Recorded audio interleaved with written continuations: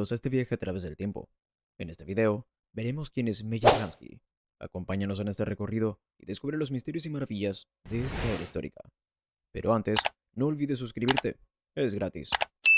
Meyer Lansky, nacido Meyer Social Lansky y conocido como el contador de la mafia, fue una figura del crimen organizado estadounidense que, junto con su asociado Charles Lucky Luciano, jugó un papel decisivo en el desarrollo del Sindicato Nacional del Crimen en los Estados Unidos.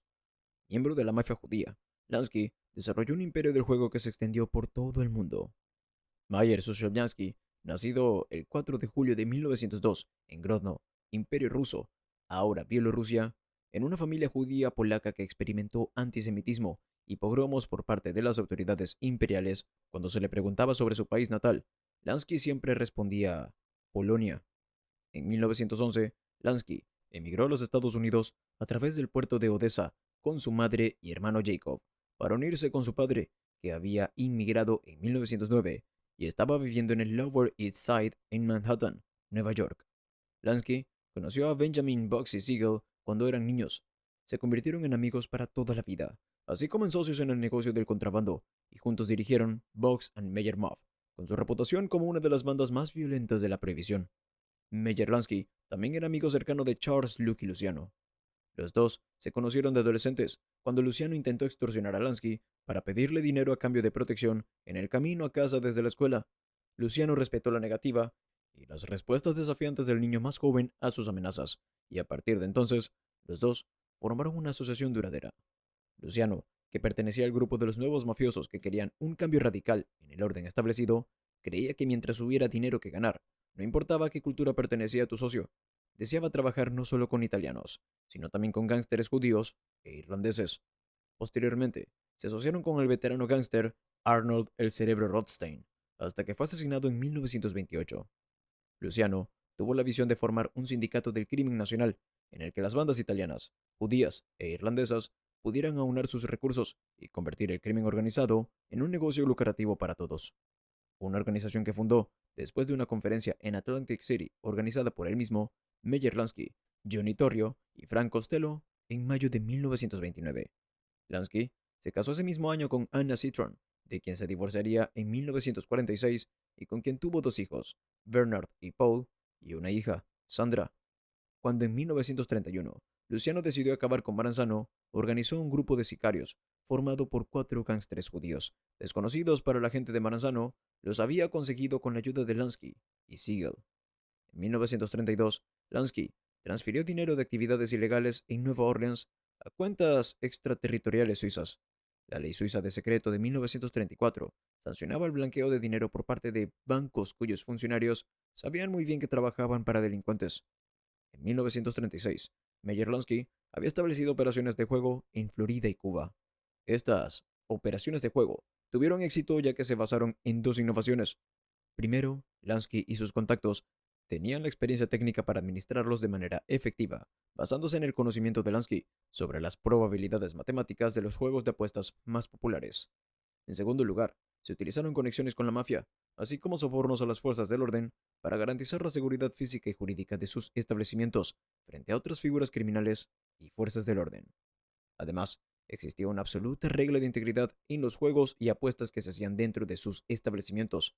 Los lugares de alfombra de Lansky en Florida y otros lugares nunca fueron lugares de clip donde los jugadores no estaban seguros de si los juegos estaban amañados o no en su contra.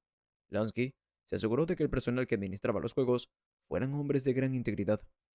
En la década de 1930, Lansky y su banda abandonaron sus actividades criminales habituales para disolver las manifestaciones organizadas por el Bund germano-estadounidense pro-nazi. Así recordaba Lansky una manifestación particular en Yorkville, un barrio alemán de Manhattan, que él y otros 14 asociados interrumpieron. El escenario estaba decorado con una esvástica y una imagen de Adolf Hitler, y los oradores comenzaron a despotricar. Solo éramos 15, pero entramos en acción. Tiramos a algunos de ellos por las ventanas. La mayoría de los nazis entraron en pánico y salieron corriendo. Nosotros los perseguimos y los golpeamos. Queríamos mostrarles que los judíos no siempre se sentarían y aceptarían insultos. Durante la Segunda Guerra Mundial, Lansky también jugó un papel decisivo en ayudar a la Operación Inframundo de la Oficina Naval de Inteligencia. en la que el gobierno reclutó criminales para vigilar a los infiltrados alemanes y a los saboteadores a bordo de submarinos. Lansky ayudó a llegar a un acuerdo con el gobierno a través de un funcionario de alto rango de la Marina de los Estados Unidos. Este acuerdo aseguró la liberación de Luciano de prisión. A cambio, la mafia proporcionaría seguridad a los buques de guerra que se estaban construyendo en los muelles del puerto de Nueva York. Los submarinos alemanes estaban hundiendo grandes cantidades de barcos aliados a lo largo de la costa oriental y la costa caribeña, y había un gran temor de ataques o sabotajes por parte de simpatizantes nazis. Lansky conectó a la oficina naval con Luciano, quien supuestamente ordenó a Joseph Lanza que impidiera cualquier tipo de sabotaje en el puerto de Nueva York. En 1946, Meyer Lansky convenció a la mafia italoamericana para que pusiera a Siegel a cargo de Las Vegas y se convirtió en un importante inversor en el Hotel Flamingo de Siegel. Para protegerse del tipo de procesamiento que envió a Al Capone a prisión por evasión fiscal y prostitución, Lansky transfirió las ganancias ilegales de su creciente imperio de casinos a una cuenta bancaria suiza, donde el anonimato estaba garantizado por la ley bancaria suiza de 1934. Lansky finalmente compraría un banco offshore en Suiza que utilizaba para lavar dinero a través de una red de sociedades fantasmas y holdings. En 1946, Lansky asistió a una reunión secreta en La Habana para discutir la gestión del Hotel Flamingo por parte de Siegel, que se estaba retrasando mucho y costaba una gran cantidad de dinero a los inversores de la mafia de Siegel. Mientras los otros jefes querían matar a Siegel, Lansky les rogó que le dieran a su amigo una segunda oportunidad. A pesar de este indulto, Siegel siguió perdiendo dinero con el Flamingo, por lo que se convocó a una segunda reunión. Cuando se produjo esta reunión, el casino había obtenido una pequeña ganancia y Lansky, con el apoyo de Luciano, convenció a los demás inversores para que dieran algo más de tiempo a Siegel. Cuando el hotel volvió a perder dinero, los inversores decidieron que Siegel estaba acabado. Se cree ampliamente que el propio Lansky se vio obligado a dar el visto bueno final a la eliminación de Siegel. Fue un momento duro para Lansky, debido a su larga relación de amistad con él y su estatus en la organización. El 20 de junio de 1947, Siegel sería asesinado a tiros en Beverly Hills, California. 20 minutos después del ataque de Siegel, los asociados de Meyer Lansky, incluidos Gus Greenbaum y Moe Sedgwick, entraron en el Flamingo y tomaron el control del hotel. Según el FBI, Lansky conservó un interés financiero sustancial en el Flamingo durante los siguientes 20 años. Lansky diría en varias entrevistas posteriores que si hubiera sido por él, Ben Siegel estaría vivo hoy. La muerte de Siegel marcó una transferencia de poder en Las Vegas de las 5 familias de Nueva York al equipo de Chicago. Aunque su papel fue considerablemente más restringido que en años anteriores, se cree que Lansky asesoró y ayudó al jefe de Chicago, Tony Accardo, a establecer inicialmente su dominio. Si te está gustando el video, no olvides darle like y suscribirte. Después de la Segunda Guerra Mundial, como recompensa por su servicio en tiempos de guerra, la sentencia por proxenetismo de Luciano fue conmutada por tiempo cumplido. La liberación de Luciano estuvo condicionada a que aceptara no impugnar la revocación de su ciudadanía estadounidense y aceptar la deportación a su Italia natal. Después de llegar a Italia, Luciano se instaló en Sicilia, pero al tiempo se mudó en secreto a Cuba, donde trabajó para retomar el control de las operaciones de la mafia. Luciano también dirigió varios casinos en Cuba, con la sanción del dictador cubano Fulgencio Batista. Al descubrirse la presencia de Luciano en Cuba y la reanudación de su actividad criminal, el gobierno de los Estados Unidos presionó al régimen de Batista para que deportara nuevamente a Luciano a Italia. Lansky y Batista formaron una reconocida relación de amistad y negocios que se prolongó durante una década.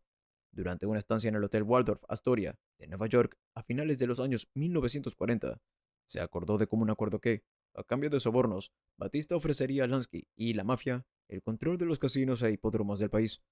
Batista abriría La Habana al juego a gran escala y su gobierno igualaría, dólar por dólar, cualquier inversión hotelera superior a $1.000.000, lo que incluiría una licencia de casino. Lansky se situaría en el centro de las operaciones de juego en Cuba. Inmediatamente llamó a sus asociados a celebrar una cumbre en La Habana. La Conferencia de La Habana se celebró el 22 de diciembre de 1946 en el Hotel Nacional. Esta fue la primera reunión a gran escala de líderes del AMPA estadounidense desde la reunión de Chicago de 1932. Estuvieron presentes figuras de Nueva York como Joe Adonis, Albert Anastasia, Frank Costello, Joseph Bonanno, Vito Genovese, Moe Dalitz y Thomas Luchis. De Tampa asistió Santo Traficante Jr., Carlos Marcello por la familia criminal de Nueva Orleans y Stefano Magadino, primo de Bonanno, representando a Buffalo.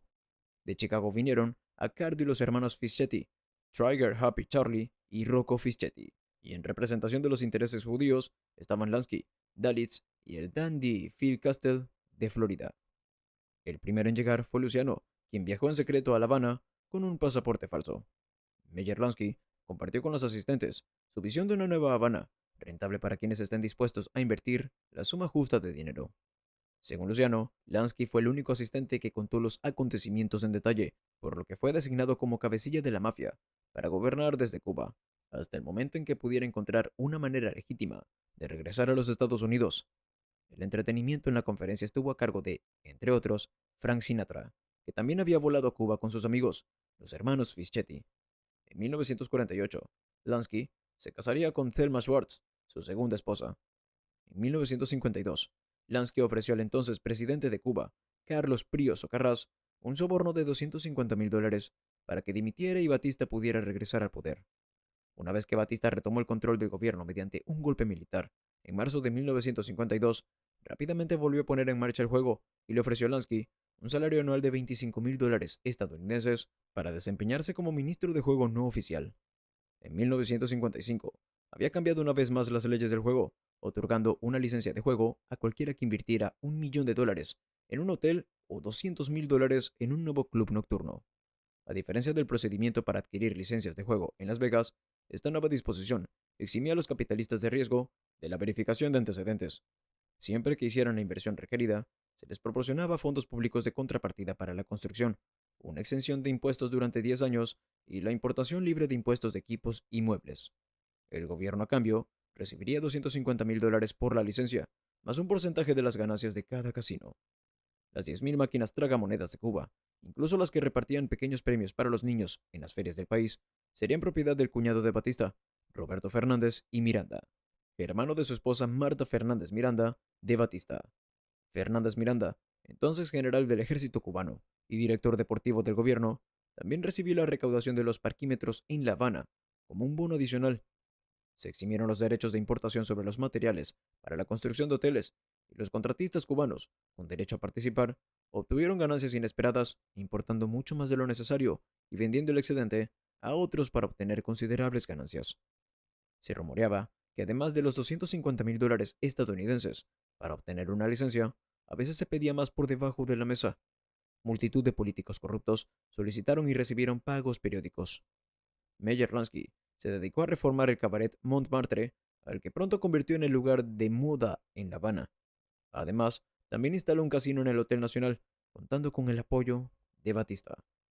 En la década de 1950, Lansky utilizó su sistema de lavado de dinero para obtener ingresos adicionales con el comercio de heroína.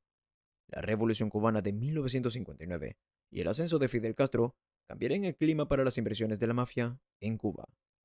En la víspera de Año Nuevo de 1958, mientras Batista se preparaba para huir de la República Dominicana, antes de establecerse definitivamente en la España franquista, donde en 1973 moriría en el exilio, Lansky, en su palacio de $8,000,000 y 440 habitaciones que tenía en la Riviera Habana, celebraba los $3,000,000 que había ganado en el primer año de operaciones.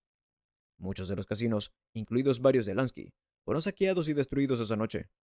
Lansky huyó a las Bahamas el 7 de enero y el 8 de enero de 1959, Castro y sus revolucionarios tomaron el control de La Habana y establecieron un puesto de mando en el Hotel Hilton. En octubre de 1960, Castro nacionalizaría todos los hoteles casino de la isla y prohibió los juegos de azar. Después de la revolución, Lansky pediría reiteradamente al gobierno de Estados Unidos una compensación por sus pérdidas en Cuba. A Meyer Lansky se le atribuye haber controlado fotografías comprometedoras de naturaleza sexual en las que aparecen el exdirector del FBI, G. Edgar Hoover, con su antiguo asistente, Clyde Tolson. El biógrafo, Anthony Summers, cita múltiples fuentes primarias sobre el uso del chantaje por parte de Lansky para ganar influencia entre políticos, policías y jueces. Una etapa para la adquisición de materiales de chantaje fueron las orgías celebradas por el difunto abogado y protegido de Hoover, Roy Cohn, y el magnate de las bebidas alcohólicas, Lewis Rosenstiel, que tenía vínculos duraderos con la mafia gracias a sus operaciones de contrabando durante la Prohibición. La publicación en 2019 de los archivos del FBI sobre Meyer Lansky revelaba un trabajo de seguimiento e investigación exhaustivos, lo que hace que sea aún más difícil explicar por qué Lansky no fue perseguido hasta la condena a menos que lograra evadirla mediante chantaje. El mismo Cohn copiaría este modelo de chantaje para controlar los políticos y evadir también la condena. En 1970, Lansky huyó a Herzliya Pitwa, Israel, para escapar de los cargos de evasión de impuestos federales en Estados Unidos. En ese momento, la ley israelí no permitía la extradición de judíos y según la ley de retorno, cualquier judío podía establecerse legalmente en el Estado de Israel. El gobierno israelí se reservó su discreción para excluir a los judíos con un pasado criminal de establecerse permanentemente en el país. 2 años después de su llegada, Lansky sería deportado de regreso a los Estados Unidos. El gobierno federal llevó a Lansky a juicio con el testimonio del usurero Vincent Fatvini Teresa, pero sería absuelto en 1973. Lansky se jubiló en Miami y pasó sus últimos 10 años tranquilamente en su casa de Miami Beach, Florida. Meyer Lansky moriría de cáncer de pulmón el 15 de enero de 1983, a la edad de 80 años, dejando viuda y 3 hijos. Sobre el papel, Lansky no valía casi nada en el momento de su muerte, pero con todo, el FBI creía que había dejado más de 300 millones de dólares de la época en cuentas bancarias ocultas. Nunca encontrarían el dinero, un dinero que equivaldría actualmente a unos 744 millones de dólares. Desde el mejoramiento de las relaciones entre Estados Unidos y Cuba en 2015, el nieto de Meyer Lansky, Gary Rappaport, ha estado pidiendo al gobierno cubano que lo compense por la confiscación del Hotel Riviera que su abuelo construyó en La Habana. Si te gustó este video, no olvides suscribirte y activar las notificaciones para ver más contenido como este.